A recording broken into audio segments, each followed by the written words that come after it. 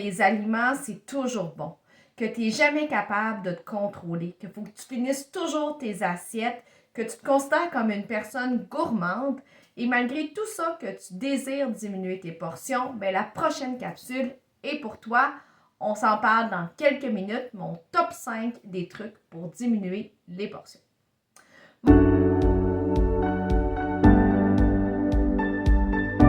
Mon nom, c'est Véronique Plante, je suis nutritionniste diététiste spécialisée en prévention et en diabète de type 2. Moi, ma mission, c'est de te donner des outils, des trucs, des astuces et de mieux comprendre l'impact de tes aliments sur ta santé. Oui, pour mieux gérer ton taux de sucre au quotidien, mais aussi pour éviter des complications reliées au prédiabète ou au diabète de type 2. Donc, comme je te le disais en intro, aujourd'hui, on parle de portions. C'est une question qui revient constamment sur mes réseaux sociaux, qui revient constamment aussi dans ma clientèle que je rencontre en individuel, même des questions que j'ai aussi régulièrement en conférence. Donc, je t'offre mes 5 trucs pour mieux t'aider à diminuer les portions. Premier truc, est-ce que tu bois assez dans ta journée? C'est assez fréquent de remarquer que les gens ne boivent pas assez.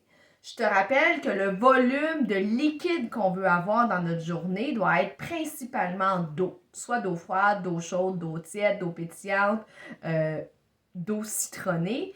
Et on veut l'équivalent de minimalement 1,5 à 2 litres et voire plus d'eau dans ta journée.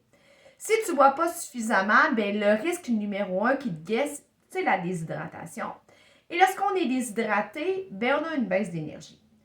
Puis entre vous et moi, quand on a une baisse d'énergie, c'est rare que le premier réflexe est de boire. Notre premier réflexe est de manger.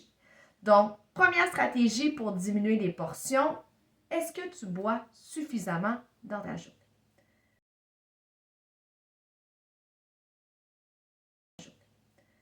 Le deuxième truc, c'est le principe que j'appelle du 3-3-3.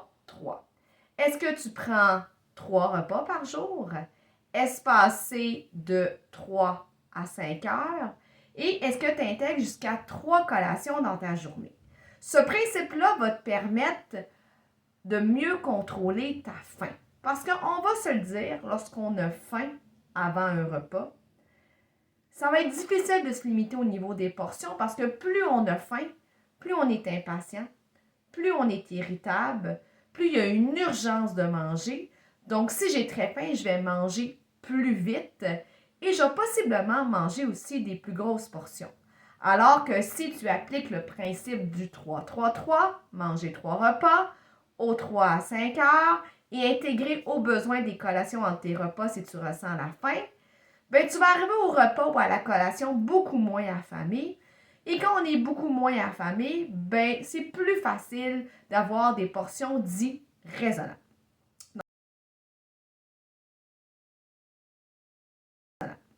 Donc, c'était mon deuxième truc. Troisième stratégie, c'est comment sont composées tes assiettes. Si tu te réfères à une précédente vidéo où j'en parlais, je te rappelle que l'assiette équilibrée devrait être composée de la moitié de l'assiette en fruits et ou en légumes et avoir une part de grains entiers dans ton assiette, en plus d'avoir une part de protéines. Et on oublie souvent ça, mais d'avoir beaucoup de légumes dans notre assiette, ça nous oblige automatiquement à mastiquer plus, à étirer le temps du repas. Et plus le repas prend du temps à manger, plus je vais être connectée à mon niveau de rassasiement. Ça va être plus facile de savoir lorsque je n'ai plus faim. À l'inverse, si on sert seulement une assiette, exemple de pâte alimentaire, ou qu'il n'y a pas beaucoup de légumes ou pas du tout de légumes, peu de protéines, c'est très, très, très facile à mastiquer. Donc, on va manger beaucoup plus vite en règle générale.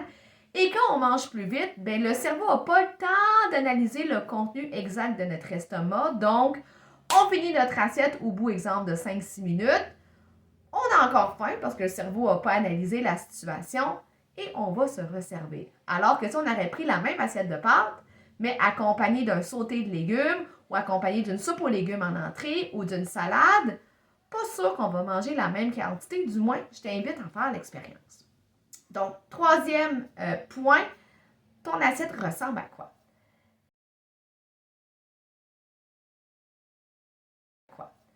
Quatrième point, c'est, vous avez un peu recoupé ce que je disais tout à l'heure, c'est prends-tu le temps de savourer et de déguster?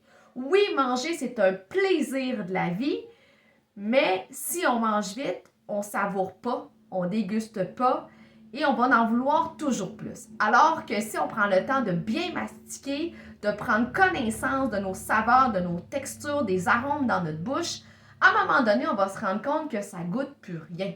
Donc, quand ça goûte plus rien, c'est quoi le trip, le fun de continuer? Donc, ça peut être aussi une autre technique très pratique pour arrêter la prise alimentaire alors que le plaisir dans la bouche, il n'est plus là.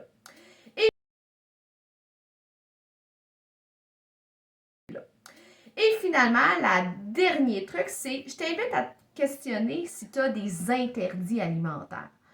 Plus on s'interdit quelque chose, plus on a le goût d'en manger. Et la journée qu'on en mange, bien, on se sent coupable et on a peur de se faire prendre par la méchante police. Donc, ce qu'on va faire, c'est qu'on va manger plus vite. Et encore une fois, on ne dégustera pas et on ne savourera pas. Et on va en profiter pendant que ça passe. Donc, c'est sûr que là, à ce moment-là, on va prendre des énormes quantités. Donc, voici mes 5 stratégies que je voulais te proposer pour t'aider à diminuer les portions si c'est un challenge pour toi. Donc, comme à l'habitude, je t'invite à aimer, à partager, à commenter. Abonne-toi à ma chaîne YouTube si ce n'est pas déjà fait. C'est un rendez-vous à tous les mardis. Et évidemment, n'oublie pas de peser sur la petite cloche en haut de la page qui va t'avertir des nouvelles publications que je fais pour ne rien manquer, pour mettre ta santé de l'avant pour cette année 2023 qui s'annonce hyper excitante. Donc, au plaisir et on se reparle mardi prochain, comme à l'habitude. Bye!